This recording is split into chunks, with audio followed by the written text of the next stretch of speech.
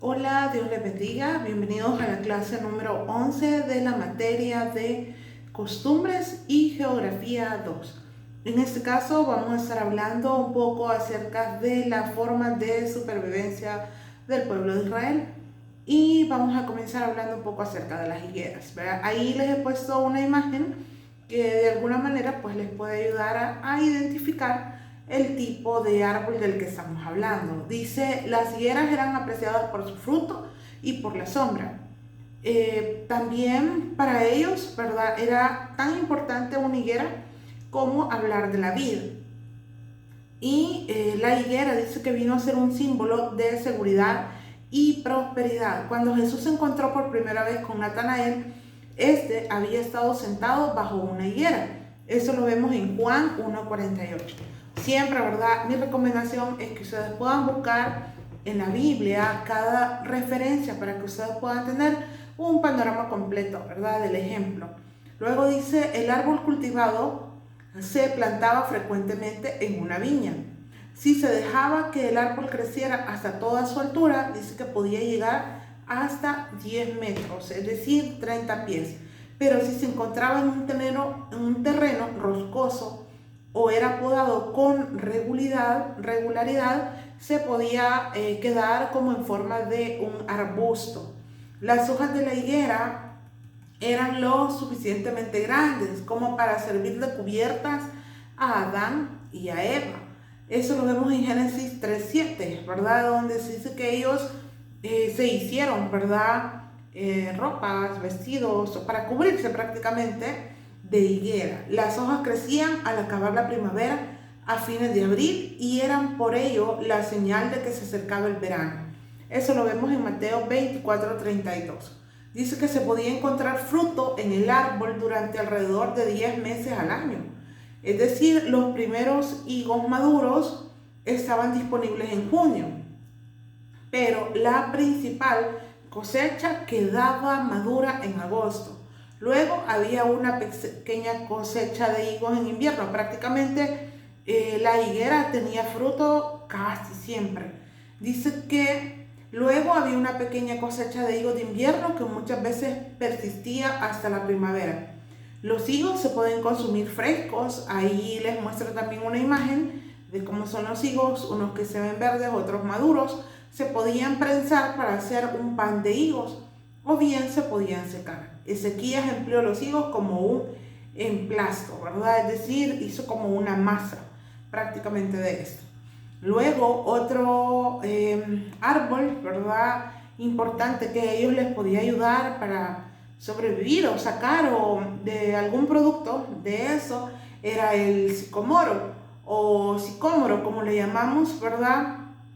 En la Biblia. Y creo que nuestra principal referencia es Mateo, porque él se subió a uno de estos árboles.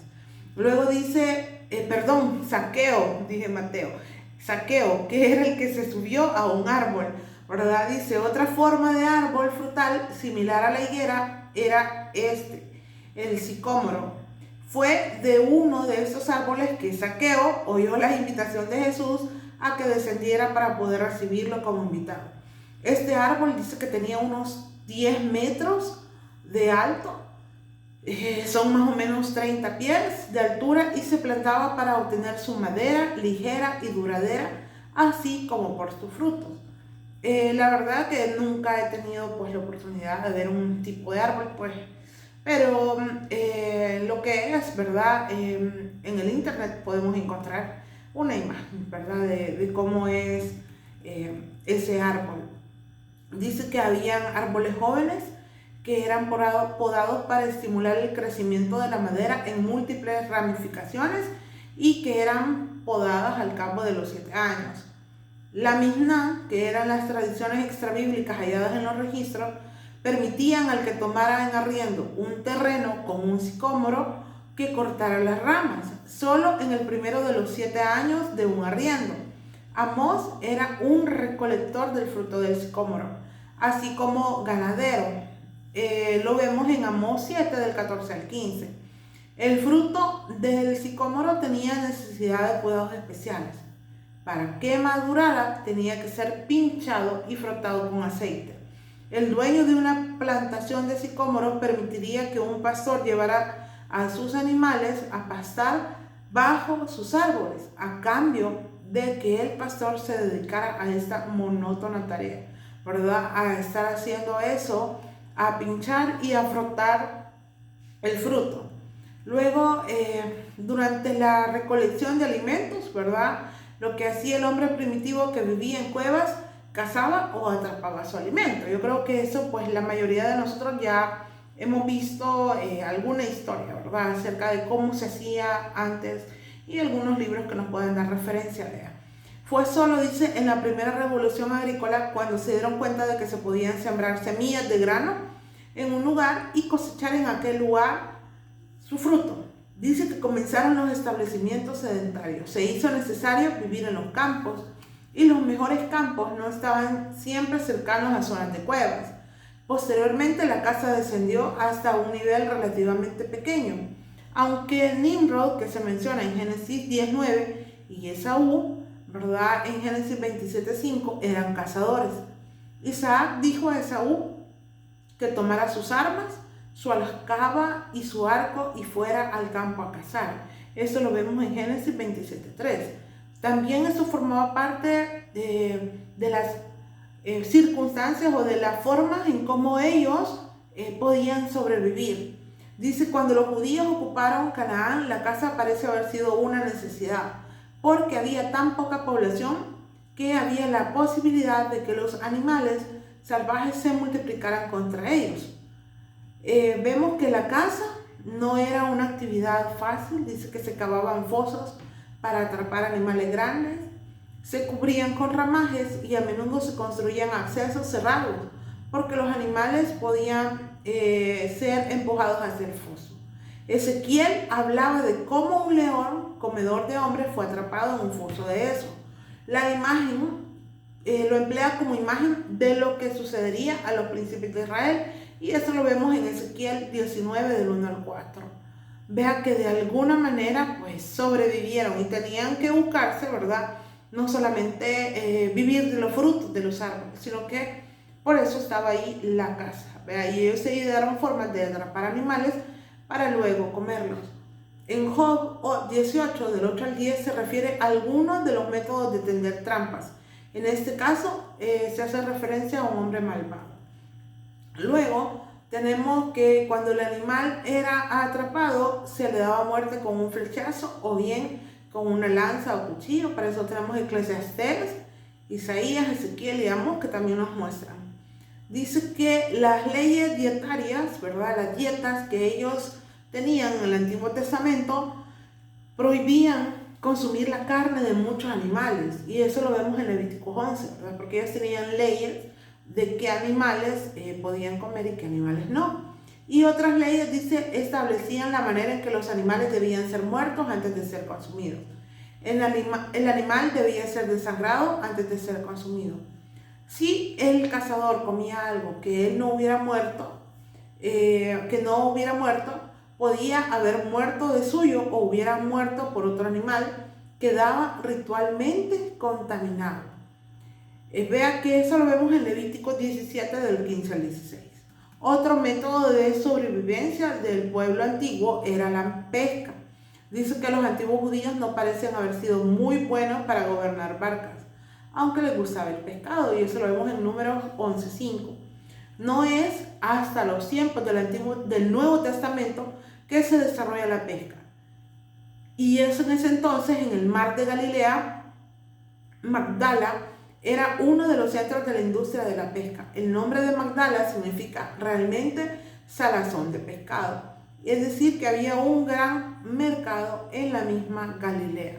¿Se recuerdan ustedes? Si pensamos en el mapa, tenemos justamente al norte, ¿verdad?, de Palestina, el mar de Galilea. Se le decía así, aunque era un lago, ¿verdad?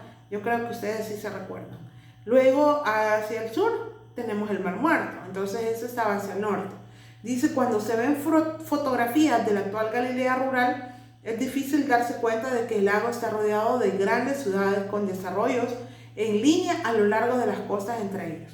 y que le era nada fácil a Jesús encontrar un lugar solitario alrededor del lago, donde pudiera descansar de las multitudes. Pedro, Andrés, Jacobo y Juan eran socios en un negocio de pesca, pero eran pobres.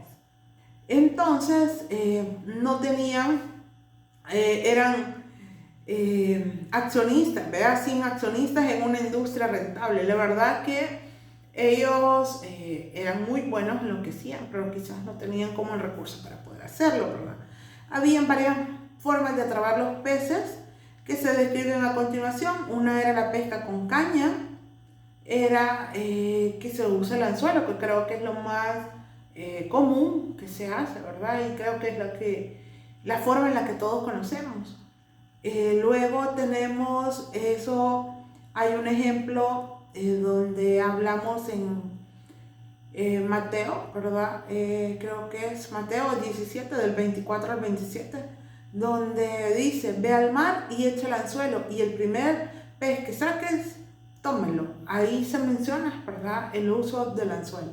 También tenemos la pesca con arpón, que también es una actividad que se da, pero quizás no es como muy cotidiana, ¿verdad?, de hacerla siempre, sino que dice acá, Dios le preguntó a Job qué medio emplearía él para atrapar al leviatán, la gran criatura marina. Le dice, ¿cortarás tú con cuchillo su piel o con arpón de pescadores su cabeza? Le pregunta en Job 41:7.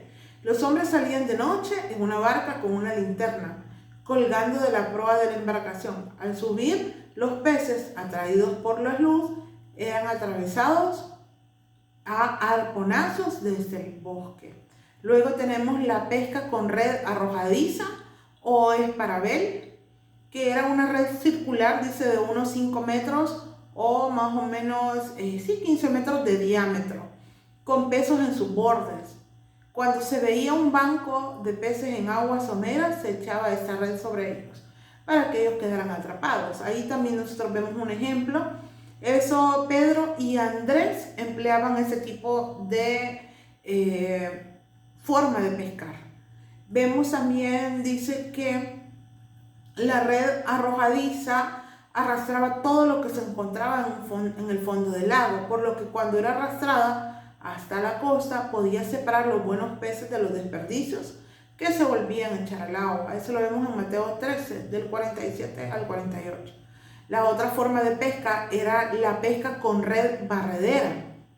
Tenían alrededor de 3 metros de anchura y tenían una longitud de alrededor de 100 metros hasta 200.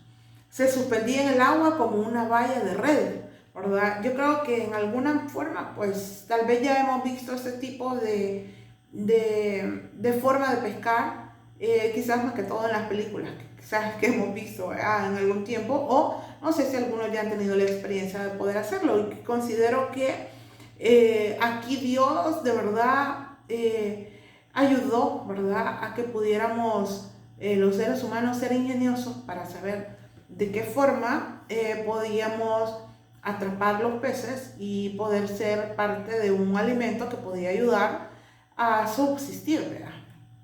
Luego dice que acá se recuerdan ustedes de un ejemplo. Dice, las barcas que se emplean para pescar no eran generalmente de gran tamaño.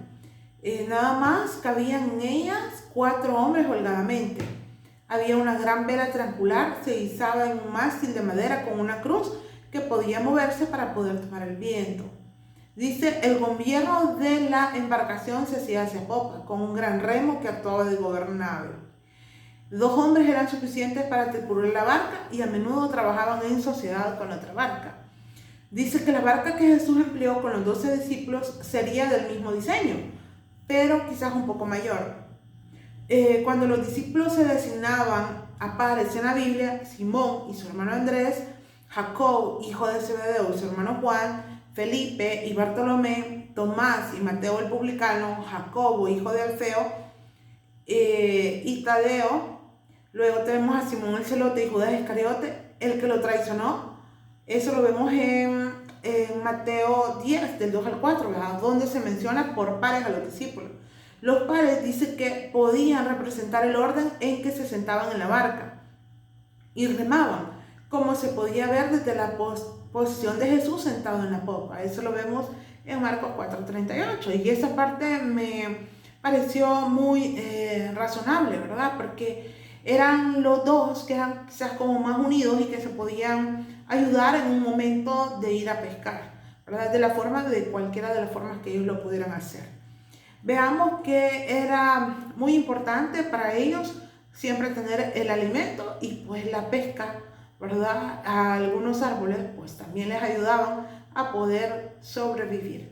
Gracias por llegar hasta acá. Nos vemos en la siguiente clase. Bendiciones.